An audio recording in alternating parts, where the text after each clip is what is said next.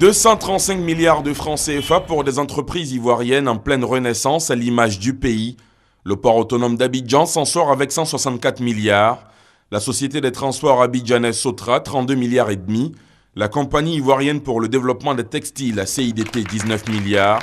Et la Banque nationale d'investissement BNI est appuyée à hauteur de 20 milliards de francs CFA.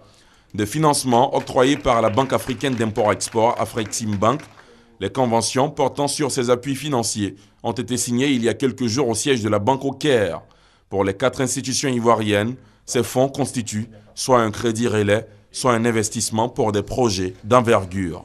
Il s'agit de remercier en réalité l'aîné, notre grand frère Ekra, pour l'appui qu'il a apporté à cette structure d'État en des moments difficiles où les bailleurs de fonds n'étaient pas légion à vouloir nous accompagner. 50 millions d'euros de facilités d'Afreximbank va permettre de renforcer les capacités de travail de la Sotra, notamment l'acquisition d'autobus et le renforcement de notre capacité en matière d'infrastructure et de maintenance. C'est à peu près pour 148 milliards que Afreximbank a débloqué en faveur de ces entreprises via directement ou indirectement la BNI. Les 15 millions affectés à la commercialisation, nous allons pouvoir payer les paysans qui nous fournissent le coton graine depuis le début de la campagne jusqu'à la fin, aux bonnes dates.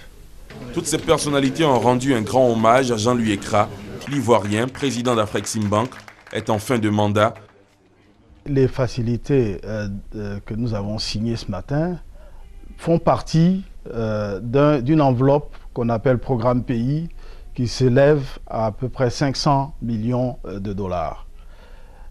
Mais au-delà de ces 500 millions de dollars, ce qu'il faut voir, c'est que pour chaque dollar investi par la banque, nous avons la capacité de générer 4 autres dollars. La délégation ivoirienne a salué l'engagement de cet homme pour le souffle qu'il apporte à l'économie ivoirienne et même au-delà, à l'économie africaine.